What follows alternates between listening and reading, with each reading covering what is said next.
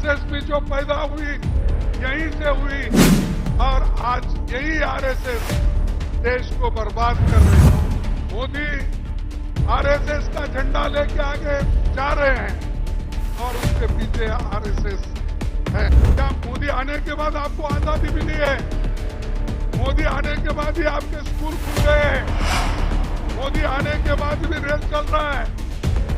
मोदी आने के बाद भी मेडिकल कॉलेज चल रहे हैं। आप माउंट सोने की जरूरत नहीं, हिम्मत रखो, हम लड़ेंगे, इसको डरेंगे नहीं। ऐसे ब्रिटिशों को हमने भगाया है, क्या मोदी को डरेंगे? नागपुर एक क्रांतिकारों की भूमि है। इसी भूमि पर बाबा साहब अम्बेडकर ने लाखों लोगों को अपने विचारधारा में लाया और उनको सभी को एक सामाजिक न्याय दिलाया। महात्मा गांधी जी भी वर्धा और यहां पर कम से कम 2600 दिन यहां पर उन्होंने गुजारा है। करीब 7 साल उन्होंने मेहनत की। देश को आजादी दिलाने के लिए उनका काम यहां बहुत बड़ा है। देश के कोने कोने से लोग यहां आकर उनका सलाह लेते थे और देश को आजादी दिलाने के लिए क्या करना, इस विचारधारा का यहां पर बात होती थी। लेकिन भाइयों, यहां दो है, एक प्रोग्रेसिव यानी प्रगति पर विचारधारा डॉक्टर अंबेडकर की है और दूसरे तरफ हमारे पीछे आरएसएस का बंगला है। क्योंकि आरएसएस भी जो पैदा हुई यहीं से हुई और आज यही आरएसएस देश को बर्बाद कर रही है। मोदी आरएसएस का झंडा लेके आगे जा रहे हैं और उसके पीछे आरएसएस है। इसीलिए आप सोचना चाहिए, आपकी बड़ी जवाबदारी है।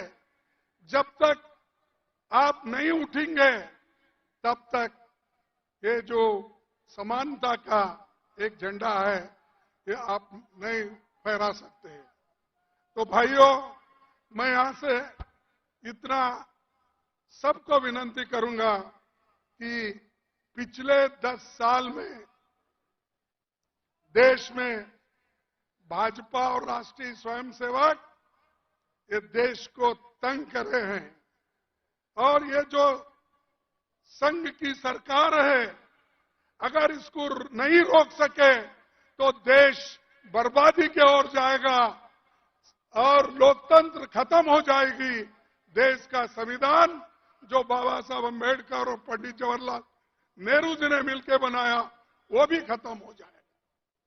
जिस देश में वोटिंग का अधिकार नहीं था, वो वोटिंग का अधिकार संविधान आने के बाद ही हुआ। महिलाओं को, पुरुषों को, युवाओं को और आज जो 18 साल के युवा भी जो वोटिंग कर रहे हैं वो राजीव गांधी की देन है। ऐसे चीजें कांग्रेस पार्टी ही कर सकती है, दूसरा कोई नहीं कर सकता।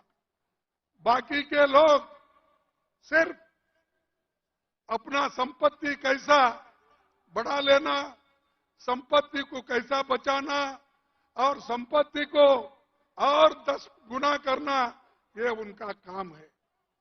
लोग ये कहते हैं और बार बार मोदी जी और उनके लोग देश की प्रगति हो गई, हम आने के बाद देश आगे बढ़ रहा है। अरे भाई, क्या आजादी 2014 में ही मिली है? क्या मोदी आने के बाद आपको आजादी मिली है? मोदी आने के बाद ही आपके स्कूल खुल गए हैं। मोदी आने के बाद भी रेल चल रहा है। मोदी आने के बाद भी मेडिकल कॉलेज चल रहे हैं। अरे मोदी, ये तो सब मिलने के बाद वो आज उस गति पे बैठे हैं। मेरे को लिख के भेजे हैं, थोड़ा मैं मराठी में बोलूं। इनको पाप कहने से कुछ नहीं होता। ये मीडिया के लोग जो है ना, ये काम करने वाले हैं, इनके पीछे जो है ना, उनको पकड़ना पड़ता हमको। इनके पीछे जो कॉरपोरेट कंपनीज है, ये तो पाप मजदूर है, सैलरी लेने वाले हैं, नहीं तो उन्होंने अगर रिपोर्टिंग ठीक नहीं करे तो दूसरे दिन निकाल देते हैं। तो वो डर के वो मालिक जो बोलता वही लिखते हैं। तो इसीलिए हमको यही कहना है कि यहां करके कॉरपोरेट कंपनियां, अमीर लोग जो कांग्रेस को खत्म करने के लिए मोदी को सपोर्ट कर रहे हैं, मोदी को फंड दे रहे हैं, उसके तरफ हमको देखना है। तो इससे मैं ज्यादा सवाल नहीं उठाता हूं। हम जो तेलंगाना में जीते, जरा हमारा हौसला बढ़ा। कर्नाटक जीते, ये सब हमने जीते, लेकिन एक दो तीन स्टेट में हमको थोड़ा धक्का लगा है, और वो धक्का लगने से आप मायूस होने की जरूरत नहीं। हिम्मत रखो, हम लड़ेंगे, किसको डरेंगे नहीं, डरने का सवाल नहीं। अरे ऐसे ब्रिटिशरों को हमने भगाया है, क्या मोदी को डरेंगे? क्या बीजेपी को डरेंगे? क्या आरएसएस को डरेंगे? अरे वो लोग तो डर के ब्रिटिश के गवर्नमेंट में काम करते थे, वो लोग डर के उनके साथ दोस्ती की है, ये डर के माफी नामा मांग लिए। तो ये लोग डरपुक है। ऐसे लोगों के खिलाफ लड़ना, आप तो बहादुर लोग हैं।